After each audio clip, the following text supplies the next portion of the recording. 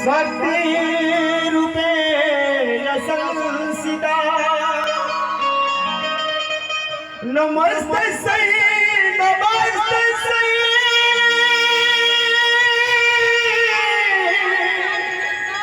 नमस्ते सही नमो नमो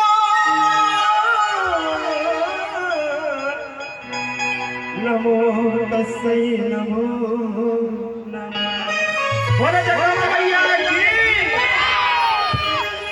और केसर का फरमाइश और दतिया ना जगदम्बा माई के और लाली रे मंदिरिया बड़ा सुहावन लागेला।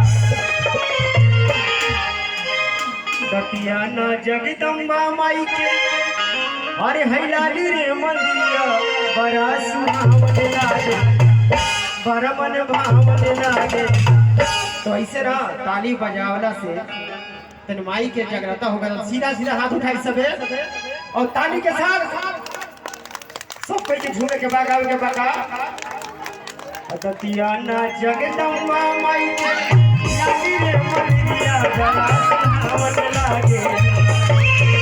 दतिया ना जगदम्बा माई के लाली रे मंदिरिया बड़ा सुहावन लागे। जहवा होला जागा परमन भावन लागे,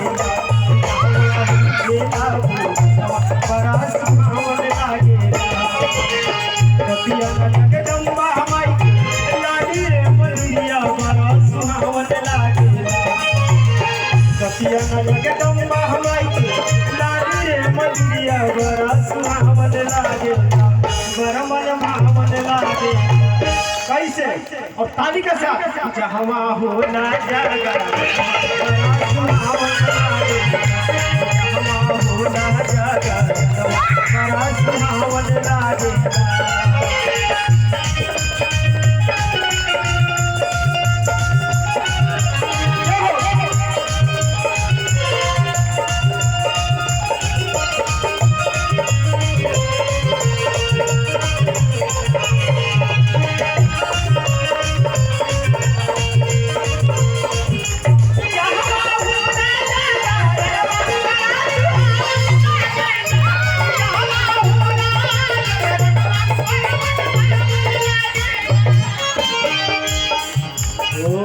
हर महा